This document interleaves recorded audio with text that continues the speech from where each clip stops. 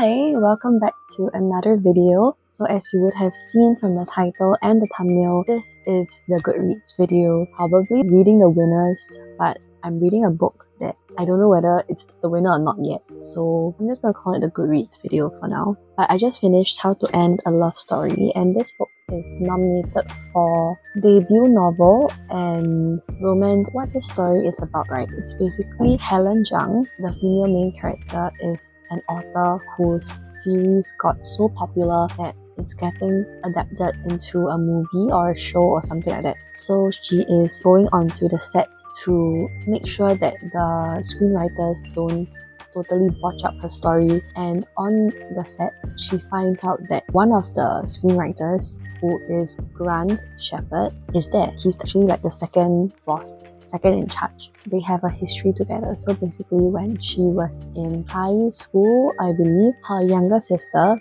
committed suicide by jumping in front of a car, and the person who was driving that car was Grant Shepherd. Obviously things don't turn out well because technically he is her sister's murderer even though she committed suicide. He wasn't convicted guilty of murder because everyone saw her jump in front of the car, but to the family he is the murderer. But yeah, so they go off on a rocky start, but they are forced to work together, and then from there they slowly form a relationship together. Also, like the dedication for this, it's about for eldest daughters of immigrant parents. This is a love letter for them. I guess because the author is Asian, a lot of the things that Asian families do gets portrayed quite well. For example, Asian families don't really say I love you or thank you or sorry a lot. They just smooth over conflicts by pretending nothing happened, or like offering peace offerings like cakes or food or whatever. Her parents are the kind that are very, like, especially her mum is very insistent with her love, and Helen has mentioned that she doesn't hate her mum, but she hates the way that her mum loves her. For example, her mum will read her diary entries and be shocked at what Helen writes in her diaries. There was once she also read her text messages, and it's like a lot, like so much invasion of privacy and all the typical like bragging to the relatives about their children, you know, those things. I kind of resonated with that. I enjoyed reading that because I am also Asian and I can see like some of those things happening at times too. This book is steamier than expected, so just be prepared for that. And before I continue with my review, let me talk about trigger warnings because I never talked about it. Trigger warnings for suicide, grief, car accidents, panic attacks or disorders, death, drug use, drug abuse, and alcohol. Even though it's such a they cannot be together kind of trope, right? The way that Grant loves her is so... I liked two quotes from this book, which let me read it to you. You don't have to be completely healed to be everything I want, to be mine. I want every part of you, you silly, infuriating woman. I love the parts of you I haven't even met yet. And the other one that I liked was, I would rather have a fraction of you than all of someone else. So it's like, you know, I was reading the reviews for this and a lot of people felt that the characters were awkward or things like that. But for me, it was kind of like a easy, quick read. And it's like, you don't really have to put too much energy or effort into reading it. Yeah, so because of that, I decided to give this book 4 stars. And pleasantly surprised. I think because debut novel, Welcome to the Hunam Dong Bookshop, I voted for that for the opening round. I will still vote that book for the final round because I gave that book 4.5 stars, and this one was enjoyable, but I preferred other book more. But at least now I have something to comment about. And the next book that I'm reading is Murder Road by Simone St. James, and it's nominated in the horror category. So if this book goes through to the finals, I might be voting for this, but we shall see. Depends on whether I enjoy it and whether or not it goes to the final round.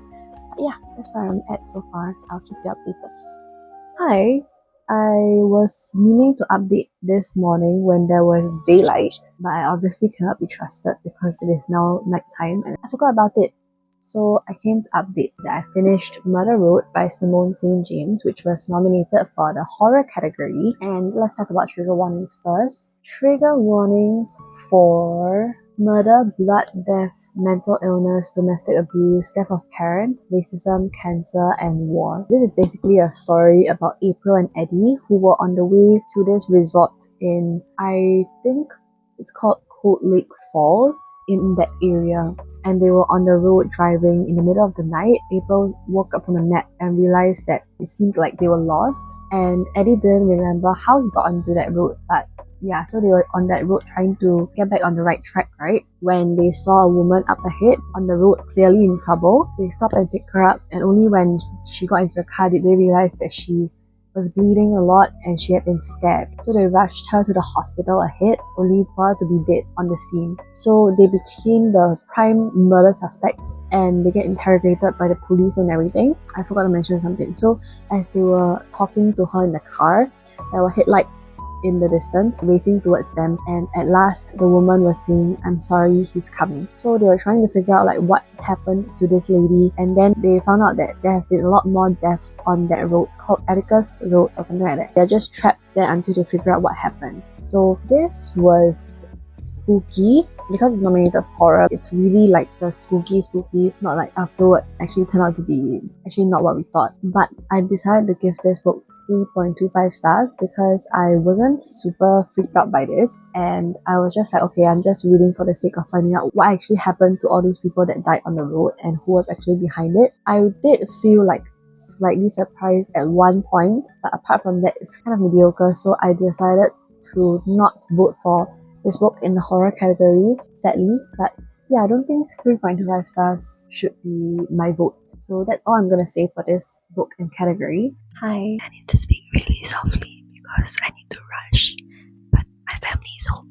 Okay, but yeah, I finished The Paradise Problem over here. So let's talk trigger warnings. Trigger warnings for sexual content, emotional abuse, classism, cancer, gaslighting, alcohol, infidelity, sexual harassment, and abandonment. Basically, this story is about Anna Green, who married Liam Weston at the start of college to get the family discount on campus housing, and then as they graduated they signed divorce papers. Maybe like 3 years later they didn't come into contact with each other all this time until suddenly West went to find Anna again because he needs her. So basically he is one of the 4 heirs to the Western Foods conglomerate, and although he doesn't want anything to do with his family's company, he wants to inherit the $100 million from his grandfather's trust. But he won't see the money until he's successfully married after a certain period of time, which is 5 years, I think. And it was going well until suddenly he needs to go to his sister's wedding with his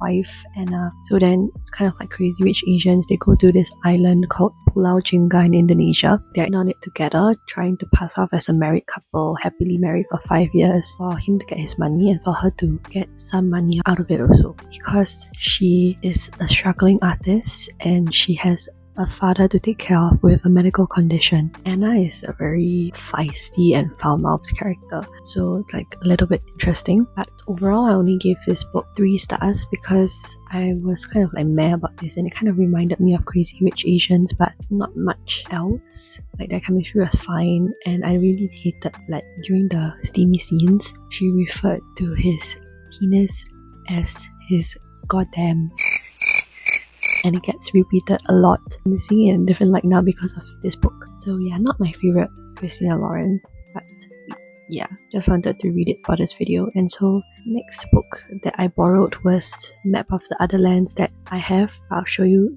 in my next clip because I have no time. I haven't started reading it yet though. Not my favorite Christina Lauren. I prefer other books like The True Love Experiment.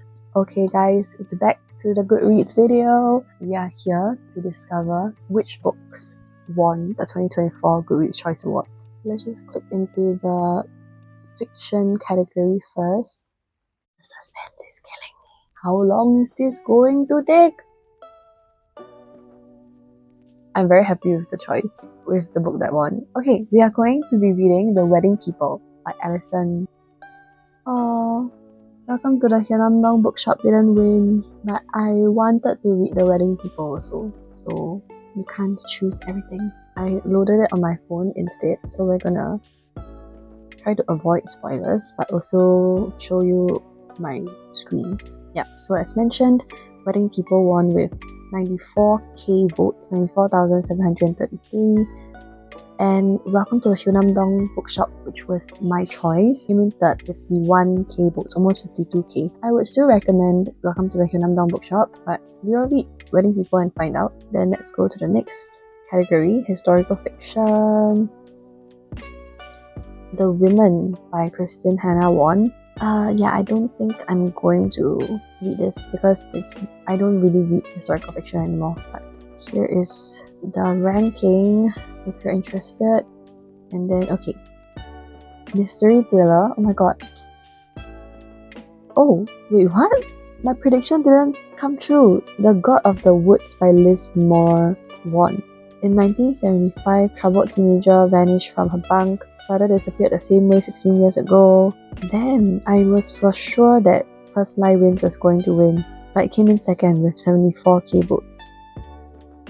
Okay, I've been wanting to say this for years, but I think mystery and thriller should be separate categories because mysteries don't necessarily have to be thrilling, and I like thrillers, but okay, I'll read this and we'll find out. Romance! Oh my god, I hope it's Funny Story.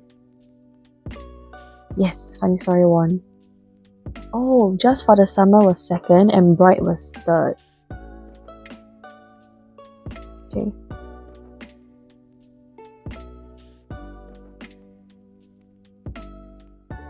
Oh, rom-comers. Okay. Romantasy, I hope it's something that I can read right now. I cannot. House of Flame and Shadow. I think it's the last Crescent City book, so I can't read that. I wouldn't have been able to read Apprentice to the Villain. I would have, but I didn't really have feels for it. Wanted to read When the Moon Hatched though, but it is fourth. Oh well. Okay. Fantasy. This is exciting. Yes! Okay, we're gonna read Somewhere Beyond the Sea, which is the second book to the Cerulean Chronicles. Oh, The Familiar would have been good too. They are quite close 69k and 68k, just less than 1,000 votes. Damn. Okay. Oh, I'm currently reading Emily Wald's Map of the Other Lands, but I don't need to read that anymore.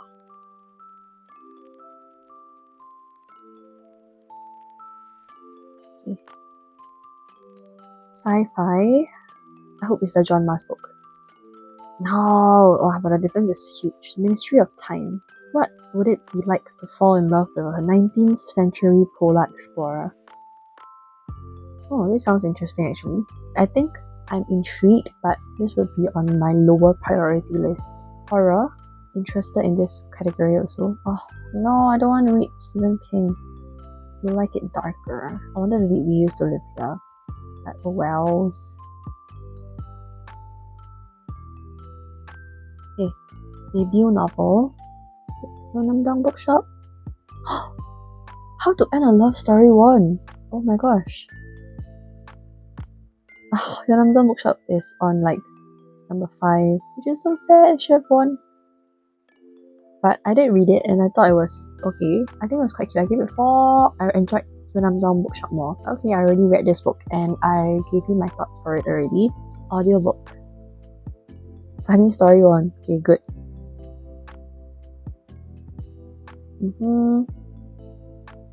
Young adult fantasy, okay.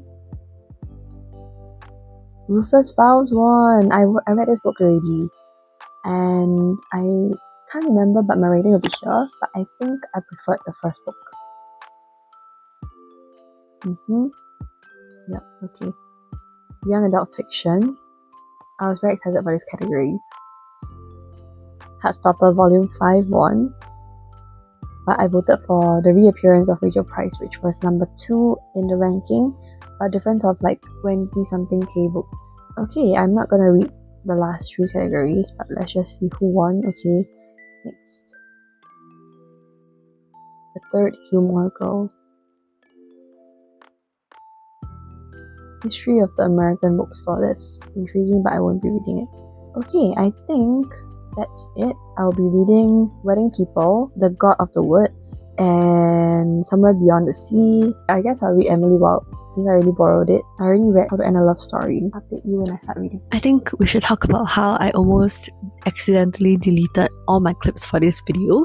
Yeah, somehow I completely forgot that I was doing this video and I was just casually deleting things, and this was one of the videos that I deleted. I think I mistook this for my reaction to the first round nominees, but yeah, could have been bad, could have been terrible, could have been scrapped. I finished Somewhere Beyond the Sea, which won the 2024 GoodReads Choice Awards in the fantasy category. It's basically the sequel of House in the Cerulean Sea. I don't really want to go into too much of what happens for fear of spoilers, but let's talk about trigger warnings first. Trigger warnings for child abuse, xenophobia, physical abuse, death of parent, emotional abuse, abandonment, homophobia, body shaming, and transphobia. And basically, I would still prefer the first book because this book kind of felt like it was purely written for the fans, in that we wanted to see them together again and all the wholesome interactions. But in terms of the plot itself, I feel like it's kind of a rehashed version of the first book,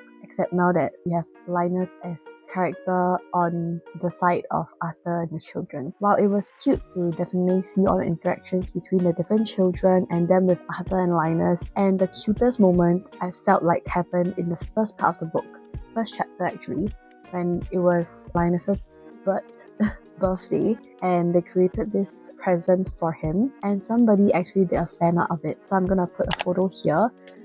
Amazing fan art come to life and very, very cute. We have a few new characters in this book, but one new key character was introduced and I felt like it was a good addition. He was a good addition. He evoked certain emotional feels in me, but not enough to cry. I definitely felt for him, and as well as all the other magical beings in this world that were being discriminated against. But apart from that, the plot really felt like a rehashed version of book 1. The dialogues in this book were very preachy in my opinion. It's like literally a lot of the same things of Arthur or Linus would be talking to the children and then one of them would say something and then he would be like, can you please explain your point? And then it's very preachy, even though I don't think all the dialogues have to be like this. Like, you have a certain message, yes, but I don't need to keep getting the same idea shoved down my throat for every few chapters, you know?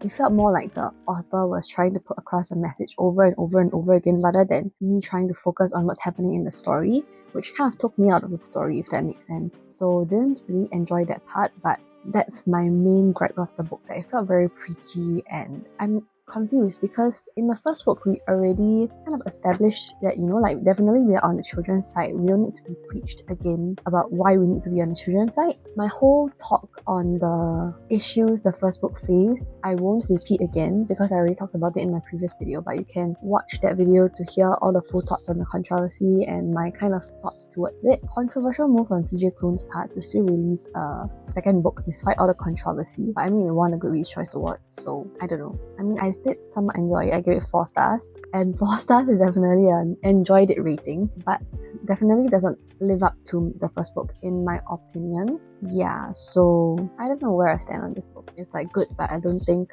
I would want to have it on my shelf. I think I'm fine with just having the first book and that fan art that I feel like was the best part. So on to the next book, and I'll update you once I get there.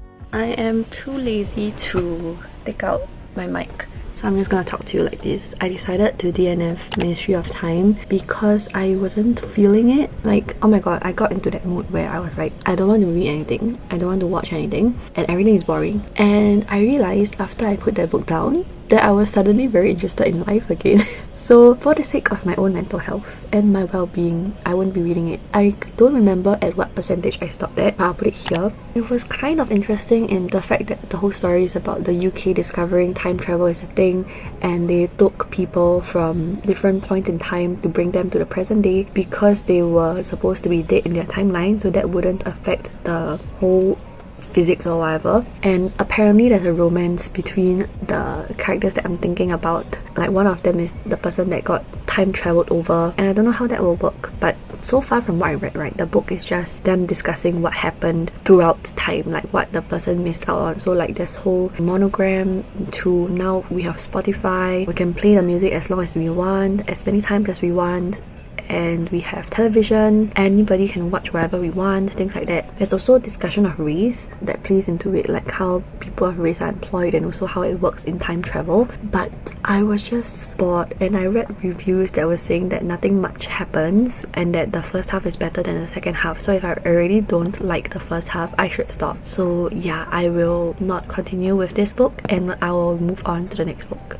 Hi! So I'm coming back to give an update because I finished The God of the Woods a few days ago already. I haven't had time to update because I just got wisdom tooth surgery yesterday. I think you can't tell, it was on this side. I don't think my face is super swollen, maybe because my cheeks are already very fat, right? But yeah, and then I just iced it yesterday. The dentist was very good. He explained to me like the whole procedure and asked me whether I wanted to do it. I was telling him that I was very scared. And then I was like, I think I might cry. Then he was like, okay, calm down. I think he treated it like he was doing it for a little kid. So then as he was injecting the anesthetic, he was like, oh, sorry. Then after that, he was giving a lot of positive affirmations like, oh, you're doing very well. The worst is over already. Don't worry. Yeah, very good. And then so far there's no swelling, which is great. But I don't know if it will swell later on or tomorrow because today is day 2 and it's only the afternoon. But so far, I haven't had pain. Like yesterday there was pain, but I ate the very intense painkiller and Panadol. I only ate it like that one time. Then afterwards I felt okay, so I didn't want to eat it. So we will see how. If it gets painful, then I will eat the medicine. But yeah, so far it's okay. Hopefully it remains this way. But yes, back to God of the Woods. Let's talk about trigger warnings first. Oh whoa, Storygraph updated their UI. Damn, it's very pretty now. Content warnings. We have child death, domestic abuse, grief, alcoholism, infidelity, toxic relationship, adult minor relationship, blood and drug use. They won Best Mystery Thriller and it follows this summer camp. And it's kind of historical fiction because it happens in August 1975. A camp counselor discovers an empty bunk and her camper Barbara Van La has gone missing. She is 13 years old, but she is also the daughter of the family that owns the summer camp and employs most of the region's residents. And this isn't the first time a child of the family has disappeared. A few years ago, her older brother vanished, or 14 years ago, never to be found. And so then it's a mystery of what happens to her, and then you have to read through the whole story to find out. And now that I'm reading this description, right, because I tend to go into my books blind, it didn't come across to me that Barbara is 13. She reads a lot older than 13. The story was okay. I would say that it's not super interesting, but it hooked me enough to want to continue reading. And in the end, I decided to give it 2.25 stars because it hooked me to want to finish the book. But other than that, it was kind of boring. The pace was really... I would say it's more slow, but majority of Storygraph people say that it's medium pace. You need to read through the whole book to find out what happens, right? And then there's a lot of points of view in this story in that you follow different characters. So there is Barbara, there is her camp counselor, there is Barbara's mother, there is a police officer. Occasionally there is also other characters, but not all the time. So it's like a bit confusing, but also I didn't really feel like super hooked by the story, and I don't see why it won Best Mystery Thriller. Maybe it's just not a book for me, but yeah, I just decided to give it 2.25 stars and that's it. Like the ending, right, it wasn't even like, to me it felt like it wasn't super worth the whole book to find out what happened because it was like a very meh conclusion for me. So yeah, I decided to leave it at that. And then afterwards, I moved on to The Wedding People and I'm still reading it now. The Wedding People won... What did it win? Let me try and find. I occasionally still taste blood. Which is like, It won Reader's Favourite Fiction. And this one is about Phoebe Stone, who arrives at the Grand Cornwall Inn for one night. So she is here because she's dreamed of coming for years to shuck oysters, take sunset sails with her husband. Only now she's here alone at rock bottom, so she's determined to just splurge on herself. Meanwhile, she arrives there to find that the whole place is occupied for a wedding. The bride finds out that she's not supposed to be here and might potentially ruin her wedding, but it's like more surprising when the two women can't stop confiding in each other. So far, I am, I guess, 1/3 of the way through, and I feel like I would like it better than The God of the Woods, but I'm not sure if it will be a favourite of mine. It feels very chick lit. So I'll save my thoughts for when I finish the book, also because I feel like it's starting to hurt a little bit, just a little bit, because I've been talking for 6 minutes. So I'll come back and update. Hi, it is the next day after the previous clip. So I am on day 3 of my wisdom tooth surgery and still no swelling, which is fantastic. I think there's no swelling. or maybe my cheeks are too fat. But I have since developed a sore throat and a cough. I don't know if it's because it's very dry and then I tend to breathe with my mouth at night, so then it becomes like that. But yeah, okay. Anyway, I finished the last book for this video, which is The Wedding People, and let's talk about it. Trigger warnings first. Trigger warnings for suicide attempt, suicidal thoughts, infertility, infidelity, death of parent, miscarriage, vomit, cancer, and pandemic. I think I roughly said the plot for the book in the previous clip. So as the story progressed, we find that the main character, which is Phoebe, slowly get pulled into the wedding as she becomes acquainted with Lila. They form like a bond, and so Lila asks her to be her maid of honor. It's them navigating that, and Phoebe is like in a state of like life is worth living for. It's fascinating how things can change in like a matter of a day or things like that. It's like a character development for Phoebe because she's coming out of a divorce where her partner cheated on her, had an affair, her pet died, and she is unable to have kids. So in this new stage of her life, in this 1 week at the Cornwall Inn, helping with the wedding, she forms new relationships and discovers like, I guess, self-love and also the fact that there's more to live for now. In the end, I gave it 3.5 stars because it felt better than The God of the Woods, definitely, but it's not a favourite. There's a little tinge of romance in this, but it's only at the end. It's quite slow burn lah. It's more chick lit, like I mentioned in the previous clip. So yeah, I guess I can see why this won the award because I can see the merits of this book and how it may appeal to people, but for me it was just an okay read. 3.5 stars is where I'll settle on. And with that, I have come to the end of this GoodReads video. Quite different from the previous years because I have already read most of the winners this time round, surprisingly. I hope you enjoyed. If you did, please give this video a thumbs up. Consider subscribing to my channel for more of such content. I hope you're having a great day whenever or wherever you're watching. Remember to stay hydrated, and I'll see you in my next video.